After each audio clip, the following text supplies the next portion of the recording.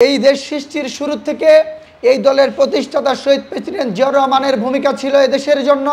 পরবর্তী সময়ে এদেশে বারবার যখন স্বৈরাচার ধারা বা যখনই বা বহির্বিশ্বের যে কোনো ষড়যন্ত্রমূলক বাংলাদেশের বিরুদ্ধে হয়েছে, ঠিক তখনই এই জাতীয়তাবাদী তখন শহীদ প্রেসিডেন্ট জিয়াউর রহমানের শাহাদত বরণের পর আমাদের আদর্শিক মাতা দেশমাতা যিনি এই দলের হাল ধরেছিলেন, তিনিও স্বৈরাচারের বিরুদ্ধে দীর্ঘ সময় লড়াই করেছেন।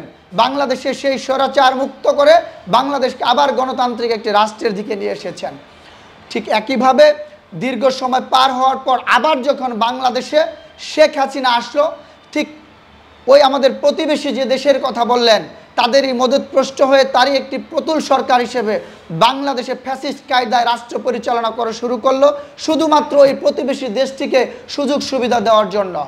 যেই প্রতিবেশী দেশটি কোনোদিনই চায়নি এদেশের কোনো মানুষ শান্তিতে থাক, বাংলাদেশ কোনো ভালো কিছু করুক, বিশ্বের দরবারে বাংলাদেশ মাথা উঁচু করে দাঁড়াক, সেই দেশটি কখনোই চায়নি।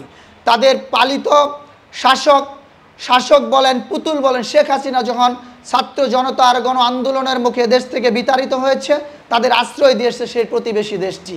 সেই প্রতিবেশী দেশটি এখনো পর্যন্ত মন থেকে তারা মেনে নিতে পারেনি যে শেখ হাসিনা বাংলাদেশের রাষ্ট্র ক্ষমতায় নেই। তারা ধরে নিয়েছে শেখ হাসিনা রাষ্ট্র ক্ষমতায় নেই মানে বাংলাদেশের জনগণ ভারতকেও প্রত্যাখ্যান করেছে। সেই দিক থেকে তারা বারবার একের পর এক এদেশের বিরুদ্ধে ষড়যন্ত্র করে যাচ্ছে। কিন্তু বাংলাদেশের জনগণ এবং বাংলাদেশ জাতীয়তাবাদী দল সহ আমরা বাংলাদেশ জাতীয়তাবাদী ছাত্রদল সকলেই সজাগ রয়েছি।